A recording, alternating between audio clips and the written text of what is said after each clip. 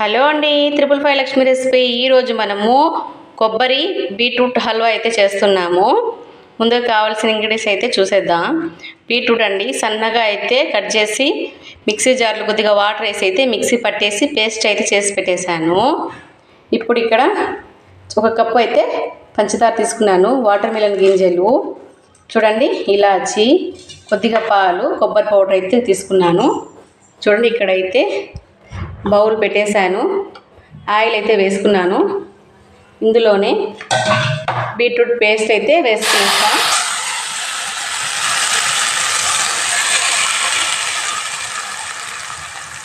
Beetroot కాసేపు నెయ్యిలో 5 minutes అయితే మెత్తగా ఇట్లా మగ్గిపోవాలన్నమాట. ఎందుకంటే పచ్చివాసన రాకుండా బాగుంటుంది. చూడండి, త్వరగా అయిపోయే రెసిపీ అనమాట. ఒక 5 మినిట్స్ మూత అయితే పెట్టేద్దాం.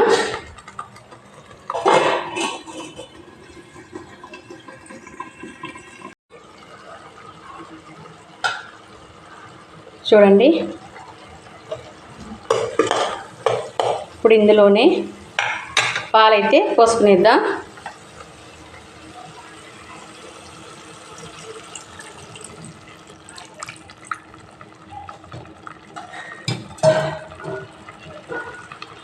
ఇప్పుడు కప్పు షుగర్ అయితే వేసుకునేద్దాం.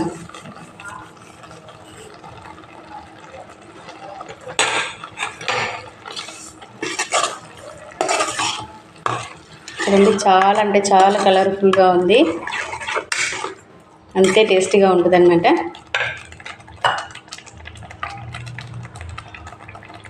ఇప్పుడు మీకోసం నేను ఒక మంచి టిప్ అయితే చెప్పబోతున్నాను అనమాట.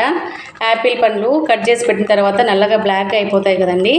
అలా కాకుండా ఉండాలంటే ఫస్ట్ ఉప్పు వేసి కొన్ని వాటర్ వేసి కడిగేసి పెట్టిన తర్వాత మళ్ళీ మంచి వాటర్లో కడిగేసి బౌల్లోకి తీసుకుపెట్టుకోవాలి. అప్పుడు కోసిన వాటిలాగానే ఫ్రెష్గా అయితే ఉంటాయన్నమాట. మీరు కూడా ట్రై చేయండి. ఇప్పుడైతే ఇంకొక 5 మినిట్స్ అయితే ఉంచుదాం. చూడండి, హల్వా అయితే రెడీ అయిపోయింది. ఇప్పుడు ఫైనల్గా కొబ్బరి పొడి, ఇలాచి పొడి, వాటర్ మిలన్ గింజలు అయితే కూడా వేసుకునేద్దాం. చూడండి, చాలా అంటే చాలా కలర్ఫుల్గా ఉందన్నమాట. ఇప్పుడు ప్లేట్లోకి అయితే సర్వ్ చేసుకుందాం. చూడండి, ప్లేట్కి అయితే నెయ్యి ఉంచేసాను.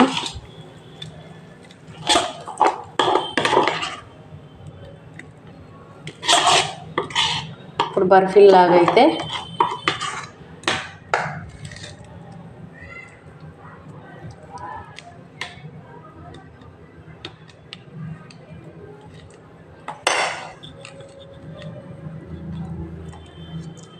చూడండి, ఒక 5 మినిట్స్ అయితే ఫ్రిడ్జ్లో పెట్టేస్తే నీట్గా వచ్చేస్తుందండి. మన స్లైసెస్ లాగా అయితే కట్ చేసుకోవచ్చు.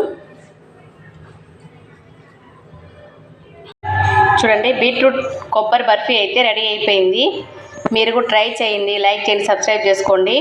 కొబ్బరి అంటే ఎండు కొబ్బరి కానీ పచ్చి కొబ్బరి కానీ ఏదైనా వేసుకోవచ్చు, మీ ఇష్టం. చూడండి, స్లైసెస్గా పీసులు అయితే వచ్చేసాయి.